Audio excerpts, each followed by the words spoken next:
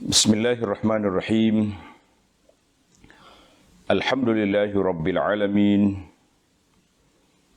Wa bihi nasta'in ala umurid dunya waddin. Wassalatu wassalam ala al-mab'uthi rahmatan lil alamin. Nabiyyina wa habibina wa qudwatina Muhammad ibn Abdullah wa ala alihi wa sahbihi wa man sar ala nahjihi wa ihtada bihadihi wa istanna bisunnatihi ila yaumiddin, amma ba'du. Muslimin dan muslimat, para jemaah, para pencinta ilmu, pencinta Al-Quran, pencinta sunnah sekalian, Assalamualaikum warahmatullahi wabarakatuh. Alhamdulillah, syukur kita pada Allah Azza wa Jalla pada pagi ini 5 September 2022, kita teruskan bacaan kita dalam kitab Hakadha Ashu Ma'al Quran. Demikianlah para salaf dan orang-orang yang saleh dahulu dan sekarang bersama dengan Al-Quran.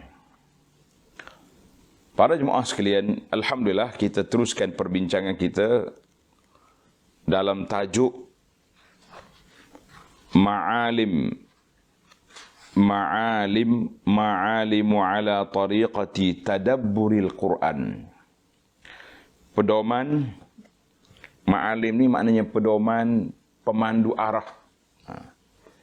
Kalau kita kata ma'alimu fit tariq, maknanya pedoman-pedoman petunjuk arah jalan tu.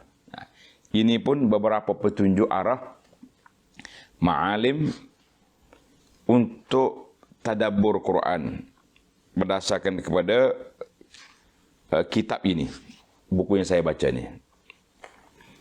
Jadi alhamdulillah para jemaah sekalian, kita telah bincang dalam beberapa siri yang lalu tentang makna tadabbur, beza di antara tadabbur dan tafsir, kepentingannya, fadilatnya, dan juga bagaimana seseorang itu nak meraih manfaat daripada Quran, dan juga bagaimana mengenali siapakah ahlul Quran. Alhamdulillah, kita berdoa kepada Allah SWT, Allahumma ja'alna min ahlil Quran hum ahluka wa khassatuka ya rabbal alamin. Ya Allah, jadikan kami ini ahlul Quran, ahli yang teristimewa di sisi Allah Azza wa Jalla, yang mendapat tempat di sisi Allah dan melayakkan kita ke syurga. Amin ya rabbal alamin. Baik para jemaah sekalian, kita masuk kepada ma'alim, pedoman, petanda, penunjuk arah untuk tadabbur Quran. Bagaimana penunjuk arah dia? Inna tadabbur al-Quran karim maqsidun asasi. Sesungguhnya tadabbur Quran maknanya kita teliti, kita fikir, kita ta'ammuk, memerhatikan segala makna yang disebut oleh Allah Azza wa Jalla. Itu adalah merupakan tujuan asas daripada maqasid diturunkan Quran itu sendiri. Karena dia adalah merupakan jalan untuk memahami hukum hakam. Bila kita faham, kita tahu hukum. Jalan untuk kita sampai kepada matlamat. Apa sebenarnya Allah Ta'ala turun Quran itu untuk apa? Maka tidak dipahami Al-Quran dengan sebenar-benar kefahaman dan tidak dapat mengesan objektif matlamat dengan sebenar-benarnya illa bil wuquf, kecuali apabila kita berhenti. Setiap ayat kita tadabbur, memahami makna-maknanya untuk merungkai apakah yang terkandung di sebalik hukum dan makna yang ada dalam ayat yang tersebut. Wa fi sunnati syarifah, dalam sunnah Nabi sallallahu alaihi wasallam, baginda Nabi sallallahu telah bersabda, wa majtama'a qaumun fi baitin min buyutillah. Tidak berhimpun mana-mana kaum di rumah Allah. Apa tujuan?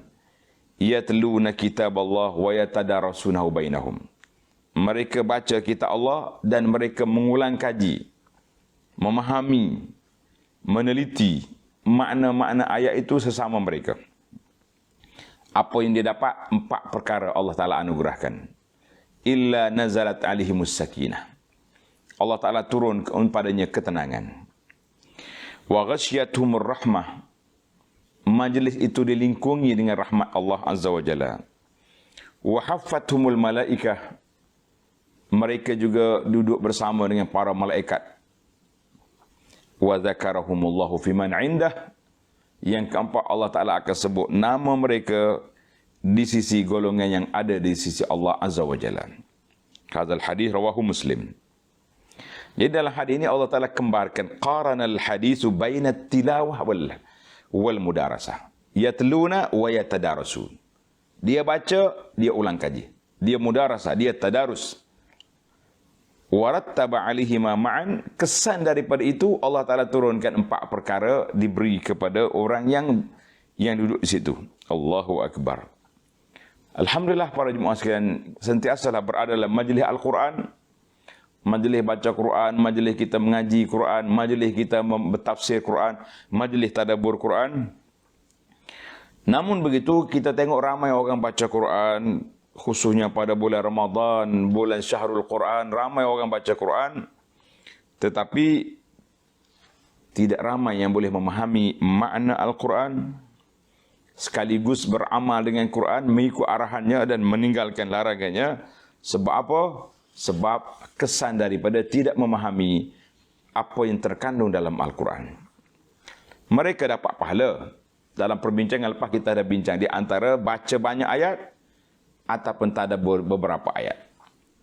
Ini telah dibuat analogi oleh para ulama. Kita mengatakan dua-duanya baik, tetapi mempunyai nilai yang tersendiri. Kita kata alhamdulillah, teruskan baca dan jangan lupa bertadabbur. Boleh jadi perbincangan tentang kaifiyat tadabbur, cara bertadabbur dan pedoman-pedomannya boleh kita baca dalam kitab-kitab yang lain, yang besar. Cuma ini sebagai mukaddimah saja. Lepas pada ini kita akan masuk perbincangan tentang contoh-contoh bagaimana tadabbur Nabi SAW dan para sahabat. Kemudian diikuti sampai ke orang zaman kita ini. Secara ringkasnya insya-Allah. Tuan-tuan tunggu siri-siri bacaan buku Hakaza Ashu Ma'al Quran. Ini penting. Baiklah para jemaah. Sebahagian daripada pedoman tadabbur itu, daripada yang panjang-panjang kita pendekkan. InsyaAllah ada beberapa ma'alim yang kita akan huraikan secara ringkasnya biiznillah. Yang pertama, an yakuna tadabbur huwal asl indal qari. Nombor 1, tadabbur Quran itu adalah merupakan tujuan utama bagi seorang yang pembaca Quran. Dia nak faham Al-Quran. Bagi orang nak faham, orang nak baca saja pun kena faham. Bagi orang yang nak hafal pun kena faham. Maknanya kita hafal muqarrar yang diberi. Awak kena hafal 2 muka, setengah juzuk 1 hari. Kena ulang kaji 1 juzuk 2 juzuk. Awak kena baca. Macam kita ni, kita buat bacaan 1 juzuk 1 hari. Contoh, kita akan khatam setiap bulan insya-Allah. Tapi kena ada juga ayat tadabbur. Tidak kena ada. Faqad hazzara Ibnu Umar radhiyallahu anhuma telah memberi peringatan amaran. Sesiapa yang salah dari sudut uslub mengaji Quran. Qala Ibnu Umar, wa laqad ra'aitu rijalan. Aku telah lihat beberapa orang laki-laki, mereka telah diberi Al-Quran sebelum diberi kepahaman iman dalam hati mereka. Fayaqra'u, dia baca daripada permulaan surah Al-Fatihah sampai ke surah An-Nas, ma yadri, dia tak tahu apa yang Allah perintahkan, apa larangannya, apa yang sepatut dia buat, apa yang tak sepatut dia buat. Allah, itu kata Ibnu Umar, aku tengok orang itu. Mana orang ni baca Quran yang tidak faham. ayat ini, kata-kata Ibn Umar ni memang terketuk atas kepala kita. Sebab kita baca, kita tak faham. Lebih-lebih lagi yang tak baca, lagi tak faham. Baca pun tidak. Subhanallah. Jadi kita ambil langkah yang pertama ni, jangan hundur. Langkah belajar dulu. Naik taraf. Langkah yang kedua, belajar ilmu tafsir dan ilmu tadabbur. Jangan takut tuan-tuan, insya-Allah. Cuma kena pilihlah asatizah yang nak bawa kita ke tadabbur itu. Takut terperangkap dengan ajaran yang pelik, jangan.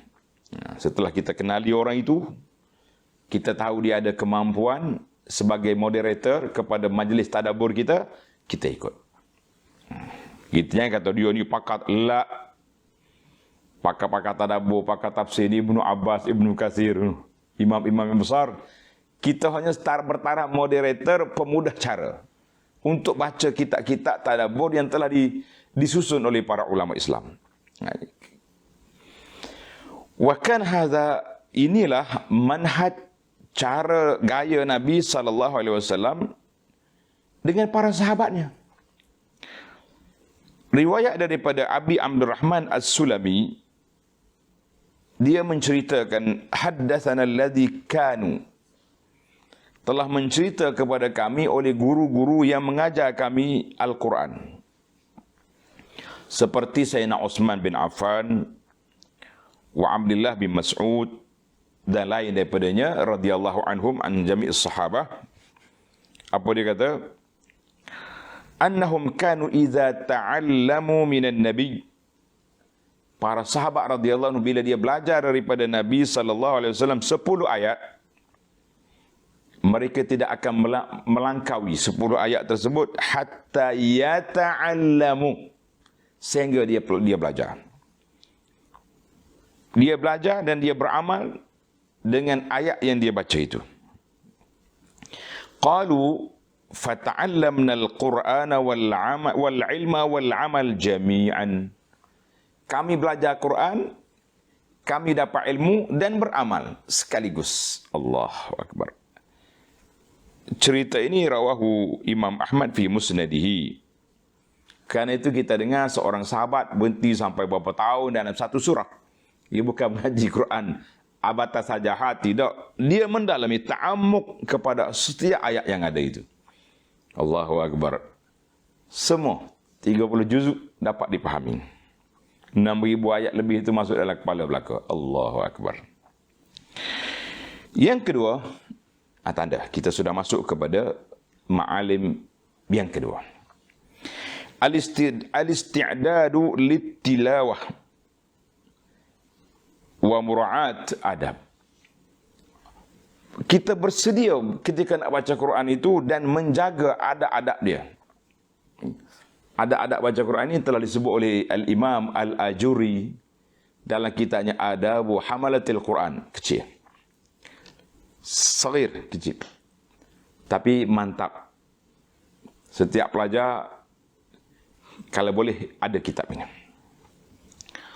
Kalau nak besar sikit lagi, At-Tibyan fi Adabi Hamalatil Quran lil Imam Nawawi rahimahullahu ta'ala. Apa dia persiapan dan menjaga adab itu macam mana? Di antaranya husnul ikhtiyaril makan.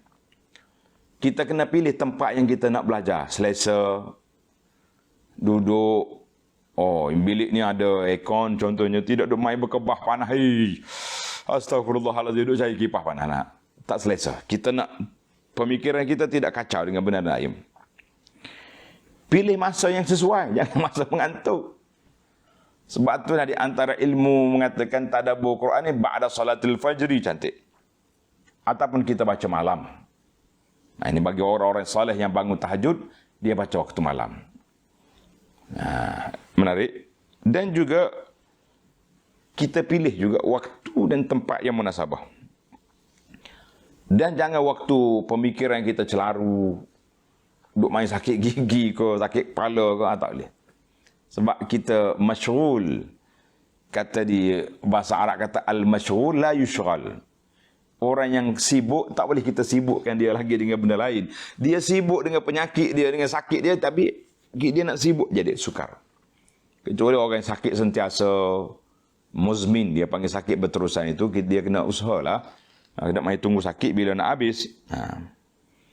Jadi di antara adab-adab baca Quran juga banyak telah diketahui dalam kitab kita tadi, adab pembaca Quran.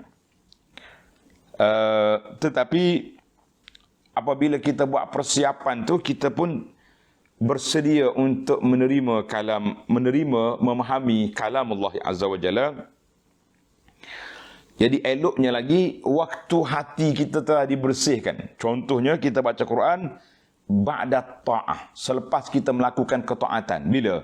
Selepas solat fardu contohnya. Kita ambil. Ataupun ba'dal azan, selepas azan kita masuk, kita solat qabliyah, kita baca Quran. Setakat yang anda cubalah di menunggu iqamah di tempat kita. Kalau kita baca tilawah biasa boleh 2 muka. Tapi kalau kita tadabbur 1 ayat pun tak apa. Tengok kepada ayat yang kita nak baca, tengoklah. Ataupun ambil peluang ketika kita mendekatkan diri kepada Allah Azza wa Jalla. Selepas dalam keadaan kita berpuasa contohnya. Ataupun kita baru je dengar tazkirah ini, semangat datang, kita terus baca, insya-Allah. Dan kalau ada waktu kita futur, waktu kita lesu, waktu kita lemah tu, usaha dulu, hilangkan perkara tersebut, baru kita masuk buat persiapan. Kita tahulah, contohnya lepas solat subuh, pukul 6.30 pagi, 6.45, tengok waktu solat. Kita ada kuliah tafsir contohnya, tadabbur. Jadi kita bersedia. Lepas solat subuh, kita zikir, masuk kelas. Jangan duduk mikir lepas subuh nak pergi cari sarapan, roti canai, nasi lemak. Tak, tunggu dulu. Adab yang ketiga, ma'alim yang ketiga, istihdar, kita letak dalam kepala kita ahammiyah, kepentingan memahami Al-Quran dan tadabbur Quran. Kita kena letak. Kita sudah baca dah, kita kelebihan tadabbur itu, kelebihan memahami Al-Quran kita sudah baca, maka kita kena letak dalam kepala kita itu sebab kita nak baca. Kita memahami besarnya pahala dia. Pahala tadabbur Quran, walaupun dia berbeza dengan pahala tadabbur pahala bilangan huruf, tapi ini majlis tadabbur. Kita baca 2 ayat, 3 ayat, tak apa. Untuk bilangan huruf nanti kita baca lepas pada ni. Jadi dengan kita memikirkan, menghadirkan kepentingan ini, ada 2 faedah yang kita dapat. Faedah yang pertama, ada munsyighalil bal. Kita tak mikir lagi tentang Allah, aku ni sikit baca hari ni, tak banyak lah pahala, tak banyak bilangan huruf. Dia main gitu. Jadi kita biasanya kalau kita kalau aku tak baca tadabbur ni, dapat dah 1 juzuk. Dia baca ni dapat 1 ayat je. Jangan duk fikir. Setiap detik, saat yang berlalu kerana Al-Quran, itu semua berpahala. Walaupun kita tidak baca dengan lidah, tapi kita baca dengan hati kita. Qira'ah qalbiyah. Baca dengan hati untuk memahami kalam Rabb. Itu besar. Para jemaah sekalian, jangan takut. Jangan duk mikir, alah rugi pahalanya lah. Tak banyak bilangan hurufnya pagi ni. Tak. Walaupun 3 ayat, tapi kita banyak dia punya kesan, insya-Allah. Yang kedua, kita kena jam'al qalb, kumpulkan perasaan hati kita tu untuk mengambil manfaat dengan apa yang dibaca oleh lidah dan apa yang dipikirkan oleh hati. Jadi lidah mengumpulkan pahala bilangan huruf, hati mengumpulkan pahala memahami Al-Quran. Maknanya kita kata kita tadabbur 40 minit. Kalau kita baca Quran bil huruf 40 minit yang sama, dapat 1 juzuk. Yang ni dapat 3 ayat. Tapi masa itu keemasan. Semuanya digunakan untuk Al-Quran, maka semuanya mendapat pulangan yang besar.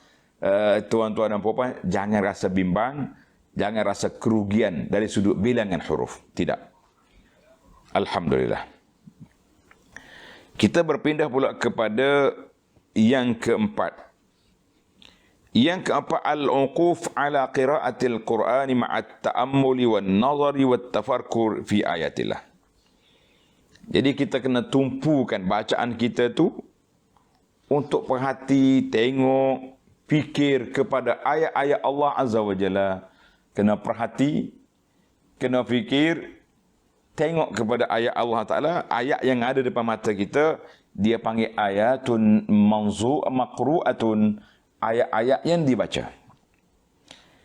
Jadi, apabila kita berfikir, kita mengkaji, kita memerhatikan, maka Allah Ta'ala akan buka banyak makna-makna Al-Quran yang tak mungkin kita dapat kecuali melalui kita fikir tentang makna ayat Al-Quran itu. Di antara kepentingan kita, kena ada rekod, ada buku catatan. Kita tulis apa yang kita faham daripada ayat ni. Satu, tulis. Dua, tulis. Kalau kita sendiri nak memahami sukar, waktu kita duduk dalam majlis tadabbur, majlis tafakur tentang ayat itu, kita tulis apa yang disebut oleh mursyid kita ataupun pembimbing kita, kita tulis catat. Biar ada buku. Oi, dia kata ada setengah orang tak boleh nulis, ustaz tengah mengajar. Dia tak apa, dia fikir, dia ingat balik, dia catat lepas pada dia mengaji. Oh, dalam hari ini kita ada 9 poin utama. 1, 2, 3. Kalau ingatlah, masalahnya bimbang takut tak ingat. Jadi setiap ayat yang kita lalu, setiap ayat yang kita baca, bagaimana kita nak masukkan dalam amali dalam kehidupan kita itu. Sebagaimana hadis yang diriwayat oleh Imam Muslim, sabda Nabi sallallahu alaihi wasallam, wal Qur'anu hujjatul laka au hujjatun alaik. Ingat baik-baik, Quran itu sama dia menjadi hujah ke atas, hujah untuk kita atau menjadi hujah ke atas kita. Dua perkara yang berbeza. Hujah untuk kita atau hujah ke atas kita. Maknanya alaina, dia naik atas kepala kita. Mu tahu, kamu tak beramal. Kamu tahu, kamu tak buat. Kamu tahu, kamu tinggalkan perkara ini. Itu dipanggil hujah ke atas kita. Hadis ini riwayat Muslim.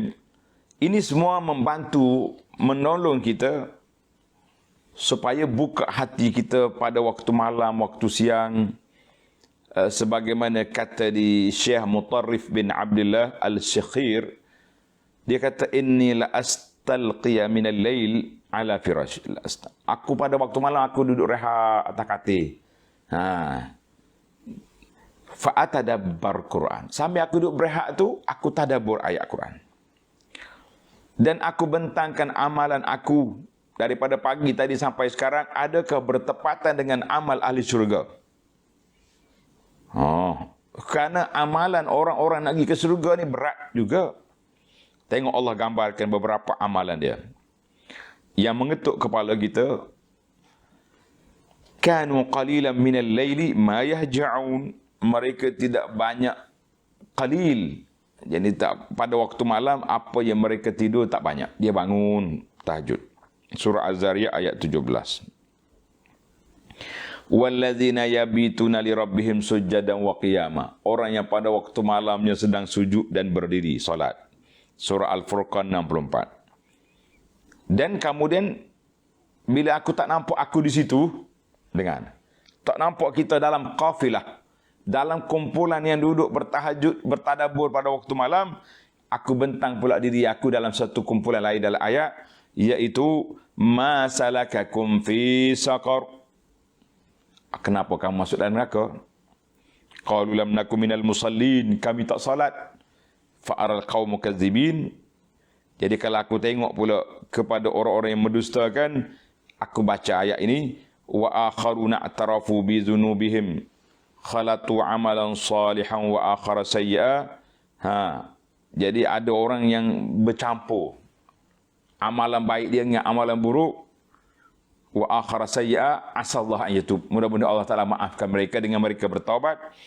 Jadi kata di Tuan Syekh ni, Mutarrif, dia kata, bila aku bentang dua-dua kumpulan, kalau aku tak ada dalam tu, aku bimbang ada dalam kumpulan yang kedua, maka apabila bercampur di antara amalan kita, kita bertaubatlah kepada Allah Azza wa Jalla. Tuan-tuan asar ini, cerita ini dibawa oleh Abu Nu'aim dalam kitab Hilyatul Awliya. Agak-agaknya lah, kalau itulah sikap orang, boleh tidur ke orang macam tu? Lena tidur? Sukar. Yang kita lena tidur ni sebab kita tak mikir hak tu, kita tak mikir nak tidur ya. Nak mikir pagi esok banyak kerja lah, macam-macam dia punya, jadi hilang dia punya fokus. Baik. Yang kelima, ar-ruju' ila kutubit tafasiril mu'tamadah. Kita juga kena merujuk kepada tafsir-tafsir yang mu'tamad. Jadi bila kita tengok kepada tafsir yang mu'tamad, seperti tafsir-tafsir yang menyebut tentang riwayat-riwayat dan asar, dan sekali dengan khulasah kritikan dia, seperti tafsir Ibnu Katsir. Ibnu Katsir, Al-Imam Ibnu Katsir rahimahullah, dia bawa tafsir, dia bawa riwayat, dan dia sebut juga riwayat ni gharib, Israiliyat, yang kita jangan ambil. Al-Imam At-Tabari, dia meriwayatkan semua dalam kitab tafsir dia dengan riwayat-riwayat. Ini kalau kita tak ada kacamata untuk menilai hadis, sukar. Al-Qurtubi begitu juga. Jadi sekarang ni alhamdulillah para jemaah sekalian, untuk mengurangkan bebanan kita, para ulama yang ada ilmu dalam bidang tafsir telah meringkaskan tafsir itu. Tafsir At-Tabari contohnya, besar, berapa puluh jilid, dengan riwayat-riwayat yang banyak. Datanglah almarhum Syekh Salah Abdul Fattah Al-Khalidi rahimahullah, seorang ulama Jordan, dia khulasahkan riwayat-riwayat yang sahih, yang Israiliyat tidak diambil, untuk memudahkan kita baca. Alhamdulillah. Bahkan tafsir Ibnu Katsir sendiri, Ibnu Katsir tulis itu kepada para ulama, dia bawa riwayat itu, riwayat ni walaupun dia kritik, dia tegur, tapi sukar juga bagi kita. Maka datang pula ulama mutakhir buat ikhtisar, ringkasan kepada Ibnu Katsir, ataupun dia bawa kepada riwayat-riwayat yang sahih saja daripada Ibnu Katsir, untuk memudahkan kita. Tuan-tuan beli ringkasan tafsir Ibnu Katsir. Alhamdulillah.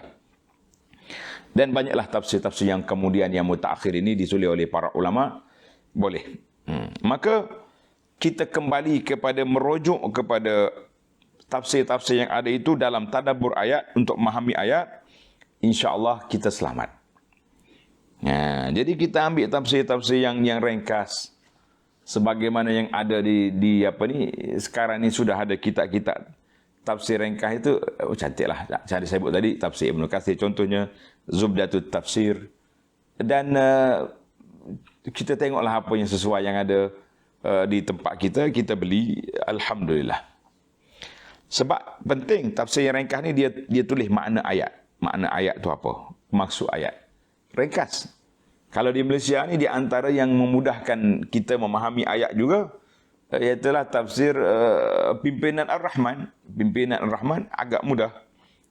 Sebab dia tulis ayat, dia tulis nota kaki, dia ada bawah huraian. Jazakumullahu khairan, kita kata. Baik, yang keenam, ma'rifatu asbabin nuzul. Kalau kita nak faham ni, kita kena mengenali sebab-sebab diturunkan ayat tersebut. Ayat ni turun untuk apa? Wa tu'addu minal umuril al-muhimmah fi tadabburil Quran. Dikira sebagai salah satu perkara yang penting dalam ilmu tadabbur Quran itu, iaitulah mengetahui sebab nuzul. Baru kita tahu kronologi cerita. Cerita ni, jadi ceritanya.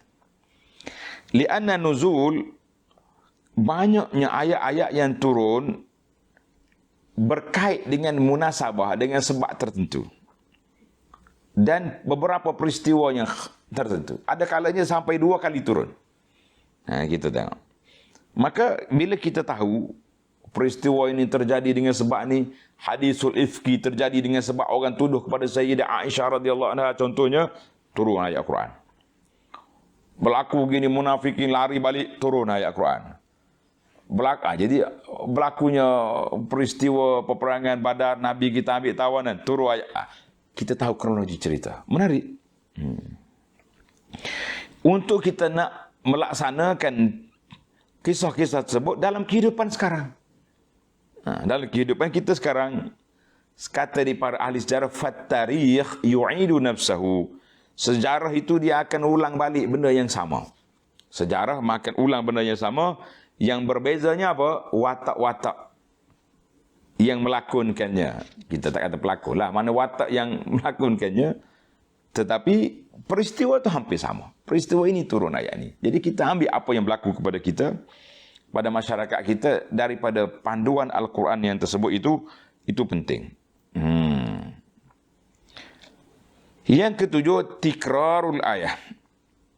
Kita kena ulang ayat yang kita tadabbur itu, lebih-lebih lagi ayat yang berkait dengan kehidupan kita yang membaca ayat itu.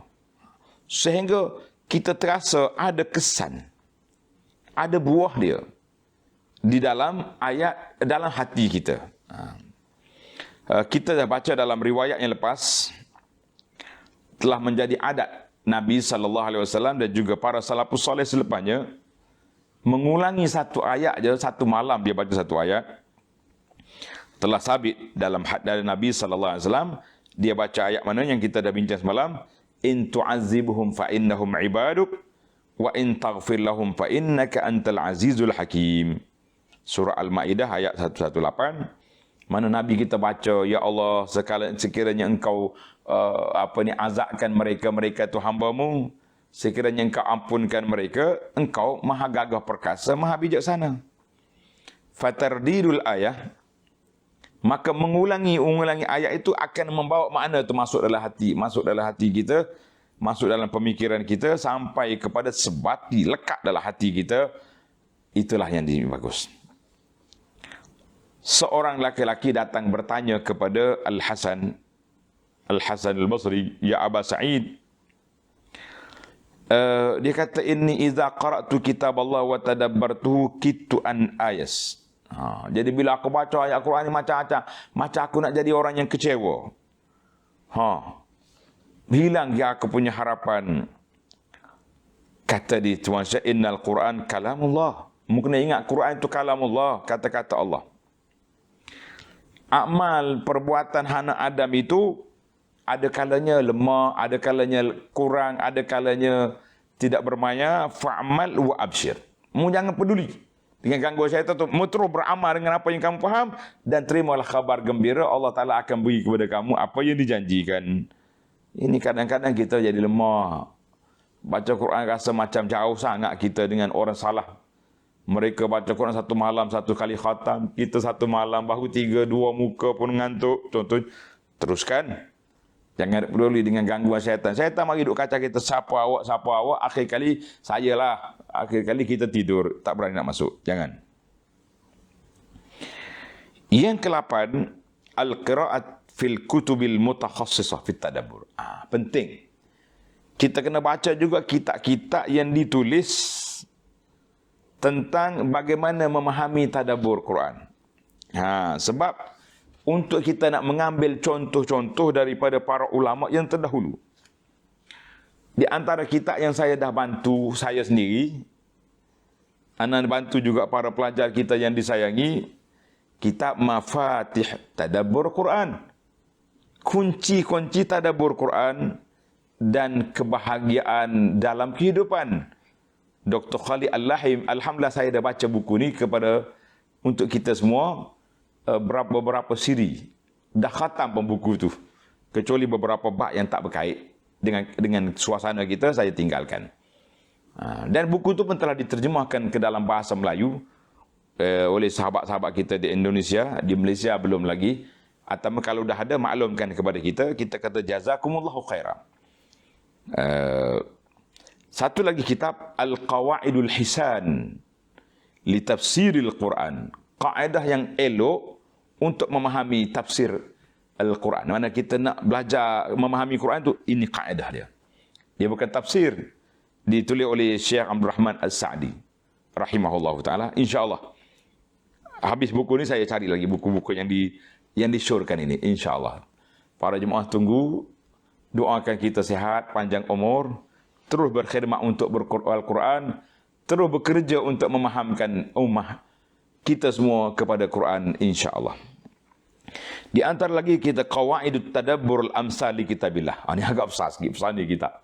Nantilah ada masa kita khulasahkan dia, insya-Allah.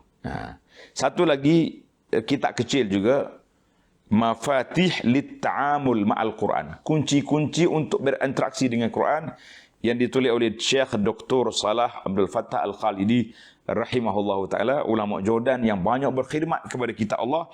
Di antaranya dia ringkaskan tafsir Tabari dan banyak lagi siri-siri dirasat Quraniyah yang ditulis oleh beliau. Kita doakan Allah Ta'ala lah luaskan kuburnya, cerahkan kuburnya, dan Allah Ta'ala jadikan dia min ahlil Quranin hum ahluka wa khassatuka ya rabbal alamin.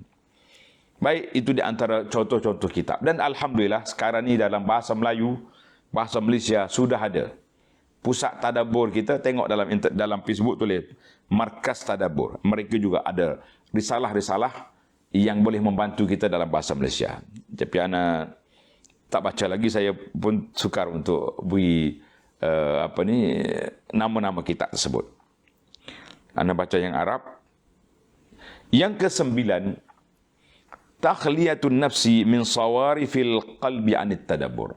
Kita cuba bersihkan hati kita, murnikan hati kita daripada karak-karak, daripada gangguan-gangguan yang mengganggu kita daripada mentadabbur Al-Quran. Di antara yang disenarai pendek di sini, para jemaah sekalian, amradul qulub, hilangkan penyakit-penyakit hati yang banyak dalam hati kita ni. Penyakit dendam, hasad, marah tak tu pasal, riak, takabur, hilangkan. Allah, bila sebut bab ni saya pun rasa letih. Macam mana kita ni? Kita mengajar kitab penama bagi hati dah berapa kali khatam. Penama bagi hati pernah syarahkan dia. Tuan-tuan carilah kitab penama bagi hati ni dan tengok rakaman-rakaman kita untuk pengajiannya. Kalau nak tunggu ustaz mungkin lambat, seminggu sekali, sebulan sekali mengajar di masjid kita. Kita ambil rakaman yang sudah lengkap, setiap malam, setiap hari kita bertalaqi, insya-Allah. Yang kedua, al-israr ala dzunub wal ma'asi. Jangan lagi berterusan melakukan maksiat dan dosa-dosa, jangan. Sebab itu kata Imam Syafi'i rahimahullah dalam kata-kata hikmah dia, man arada an yaftahallahu lahu qalb. Siapa yang dia nak Allah Ta'ala buka qalbahu, hati dia tu, Allah Ta'ala cerahkan dada dia, lapangkan hatinya, dia kena tinggalkan perkara-perkara yang tidak ada faedah. Satu. Yang kedua, tarkuz dzunub wajtinabil ma'asi, tinggalkan dosa-dosa yang lalu dan jauhkan diri daripada maksiat. Yang ketiga, hendaklah ada di antara kita dengan Allah Ta'ala khabiyatun min amalin, amalan yang tersembunyi yang orang tak tahu yang kita buat. Sedekah kita, solat kita, zikir kita, tak usah publish pada khalayak. Kalau orang tahu, kita diam. Yang ketiga, di antara perkara gangguannya, gopoh nak cepat habis baca Quran. Jadi kita tak berhenti kepada ayat-ayat yang sepatut ditadabbur. Ini juga gangguan. Kita juga secara sibuk pergi ambil ayat-ayat yang Allah Ta'ala turun kepada munafikin, turun kepada puak kafir, hidup baca itu saja. Kita turun kepada ayat, kita fokuskan kepada ayat yang menyentuh hati kita. Tentang Allah, orang yang beriman, iza zukirallah wajilat qulubuhum. Bila baca ayat Quran, menggemetar hati. Kenapa hati aku tak gemetar? Bila baca ayat, kita kaji. Maknanya kita kata mati rasa, mati perasaan, itu bahaya. Jadi kita kena betulkan balik. Jadi baca ayat munafikin, ayat apa, tak rasa apa kita. Ini munafik, ini Yahudi. Mana hak kitanya? Hak kitanya ayat kematian. Sekarang ini kita sedang baca surah Qaf. InsyaAllah kita sambung dalam sidi akan datang. Ayat Qaf ni ayat tentang kematian. Kita jadikan dia ayat tadabbur kita. Waktu malam, waktu siang, insya-Allah. Kan? Jadi kita juga ambil ayat-ayat yang menyentuh tentang azab-azab dan janji seksa itu sebagai ayat motivasi kepada kita. Kita tak nak kumpulan ni, kumpulannya Allah Ta'ala janji dengan azabnya, dengan apa? Jangan sekali-kali. Rawa Abu Nu'aim Al-Asbahani fil Hilyah, Hilyatil Ulama, Hilyatil Awliya, dengan sanadnya kepada qala haddatsana Sufyan bin Uyainah. Qala Utsman bin Affan. Sufyan meriwayat daripada Utsman bin Affan, dia kata, "Lau anna qulubana tahurat ma syabi'at min kalabillah." Utsman kata, kalau hati kita bersih, dia tidak akan kenyang daripada mendengar kalamullah. Kalau hati awak bersih, dia tak akan kenyang daripada mendengar kalamullah. Ini masalah kita ni, bila dengar kalamullah, kita resah, gelisah. Jadi masalah kita. Patutnya dengar kalamullah, kita happy, kita gembira. Allahu Akbar. Wa qala Utsman lagi, ma uhibbu an ya'ti alayya yaumun. Aku sukalah bila masuk mana-mana hari, mesti aku tengok kepada kalam Allah Ta'ala. Jadi aku baca Quran, baca mushaf. Itu 9 perkara yang ke-10 para jemaah sekalian. Kita letakkan keikhlasan kita baca Quran ini kerana nak memahami kalam Allah. Bukan nak suruh panggil ahli tadabbur. Bukan nak suruh jadi ahli kelab tu, ahli kelab ni. Tapi kita sendiri yang nak letakkan kita memahami kalam Allah. Supaya kita mengenali Allah. Supaya untuk melayakkan kita mendapat keredaan Allah Azza wa Jalla. Tamatlah kita cerita 10 ma'alim ala tariqit tadabbur. 10 pedoman penunjuk arah, pemandu jalan, kata orang GPS ataupun batu tanda jalan kita ni nak menuju ke tadabbur. InsyaAllah mudah-mudahan ada manfaatnya. Kemudian dalam siri yang akan datang, kita akan pergi kepada kisah-kisah yang berlaku kepada Nabi SAW dalam isi di tadabbur. Jadi setakat itu dulu. Subhanakallahumma wa bihamdika. Ashhadu an la ilaha illa anta astaghfiruka wa atubu ilaik. Wa sallallahu ala nabiyyina Muhammad wa ala alihi wa sahbihi ajma'in walhamdulillahi rabbil alamin. InsyaAllah besok kita akan masuk ke tafsir Surah Qaf. Assalamualaikum.